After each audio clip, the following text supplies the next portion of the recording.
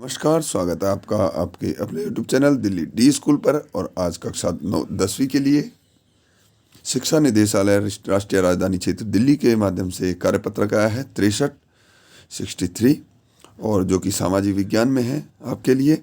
और इसमें आपके लिए दिया गया है राष्ट्रीय अर्थव्यवस्था की जीवन रेखाएं, यानी कि राष्ट्रीय अर्थव्यवस्था जो हमारे देश की अर्थव्यवस्था है उसकी कौन कौन सी जीवन रेखाएं हैं और किस आधार पर वह राष्ट्रीय अर्थव्यवस्था जिंदा है और किससे हमारे देश की अर्थव्यवस्था चलती है, इन सब के बारे में हम पढ़ेंगे। तो ध्यान से देखिए इस वीडियो को और समझिए उन चीज़ों को कि जिनसे हमारे देश की आय आती है, अर्थव्यवस्था चलती है, वहाँ से पैसा आता है जिससे कि हमारे देश को चलाया जाता है। ठीक है, तो जो छात्र इस वीडियो के माध्यम से मेरे साथ इस चैनल पर नए जुड़े हुए हैं वे इस चैनल को सब्सक्राइब जरूर कर लें और इस चैनल को अपने सभी दोस्तों के साथ शेयर करना बिल्कुल ना भूलें और लाइक और लाइक जरूर कीजिएगा इस चैनल उस वीडियो को, ताकि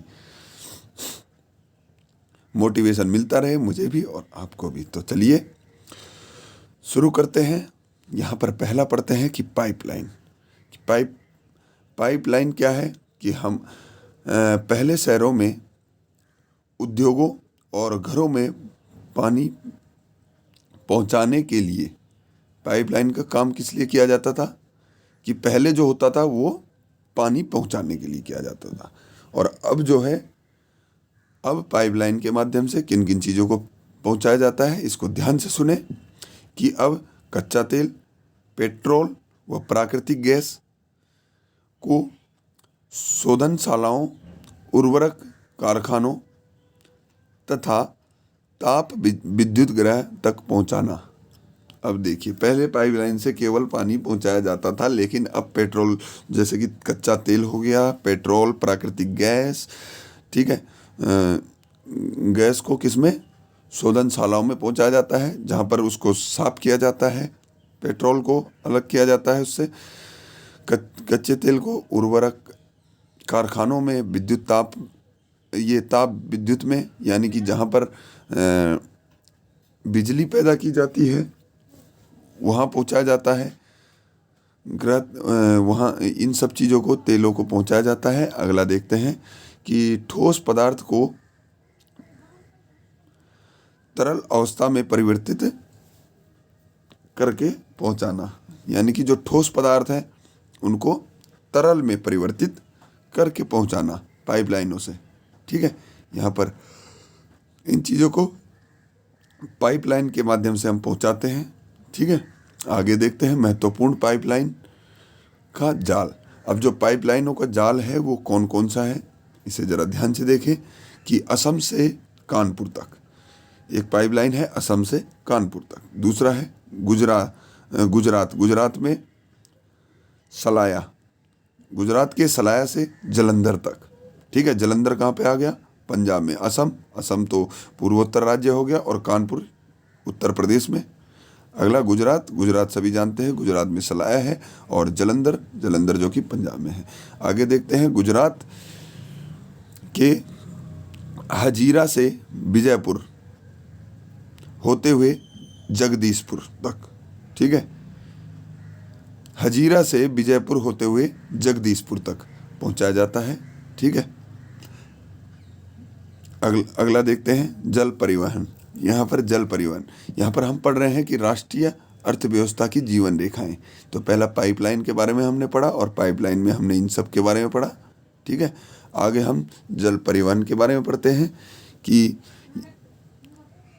जल परिवहन क्या है? सबसे सस्ता परिवहन का साधन है। पहली चीज कि जल परिवहन जो है कि सबसे सस्ता परिवहन का साधन है। दूसरा है स्थूल व भारी सामान को ले जाने में सहायक। ठीक है, जो कि भारी सामान, स्थूल और जो भारी सामान है उसको ले जाने में सहायक है जल परिवहन। ठीक है, अगला है ऊर्जा सक्षम तथा पर्यावरण अनुकूल। अब ऊर्जा भी देखो जल में आसानी से ज़्यादा मेहनत नहीं लगती और पर्यावरण के भी अनुकूल होता है। यानी कि पर्यावरण को भी नुकसान नहीं पहुंचाता है। अगला देखते हैं, विदेशी व्यापार भारतीय तटों पर स्थित पत्तनों के द्वारा किया जाता है। अब जब विदेशों में हम व्यापार करते हैं जल परिवहन के माध्यम से, तो उसके लिए तटों पर पत्तन बनाए गए हैं, ठीक है, डॉकयार्ड जिन्हें बोलते हैं, वो बनाए गए हैं और वहाँ से उसके द्वारा हम विदेशों से व्यापार करते हैं जल परिवहन के द्वारा, ठीक है। अब देखते हैं भारत में राष्ट्रीय जल मार्ग। अब भारत में जो राष्ट्रीय जल मार्ग है, राष्ट्रीय यानी कि जो भारत के अंदर ही हैं, ठीक है, विदेशों के लिए नहीं, अपने देश में ही, वे कौन कौन से हैं? पहला है नौगम्य जल मार्ग। एक नौगम्य यानी नावों का जो पानी के माध्यम से, यानी जल मार्ग जो है संख्या 1, जैसे कि हम बोलते हैं नेशनल हाईवे, ऐसे ही, ठीक है।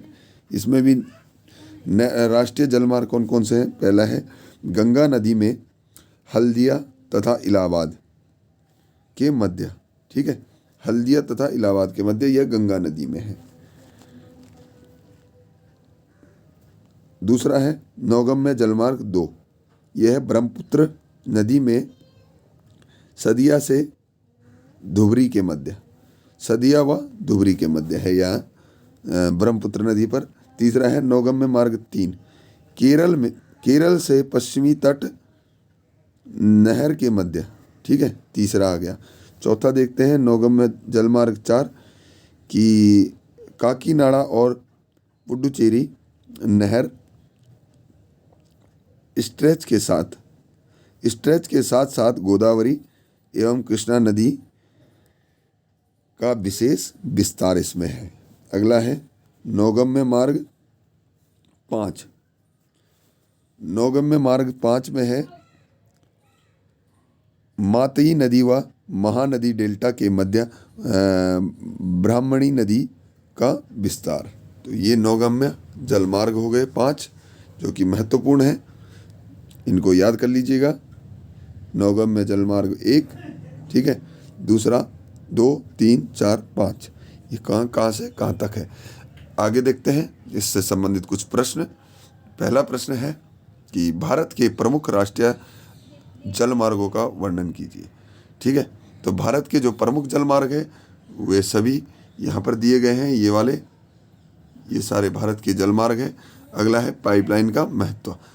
पाइपलाइन का महत्व है कि पाइपलाइनों के माध्यम से हम आसानी से इनको जो भारी चीज़ें होते हैं, तरल चीज़ें होती हैं, उनको हम आसानी से एक जगह से दूसरी जगह पहुंचा सकते हैं, कम खर्च पर हम पहुंचा सकते हैं, ठीक है।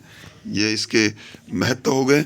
उम्मीद है कि ये वीडियो आपको अच्छे से समझ में आ गई होगी, आप अच्छे से इस चैप्टर को समझ गए होंगे। राष्ट्रीय अर्थव्यवस्था की जीवन रेखा। तो चलिए मिलते हैं अगली वीडियो में, तब तक के लिए नमस्कार, जय हिंद, जय भारत।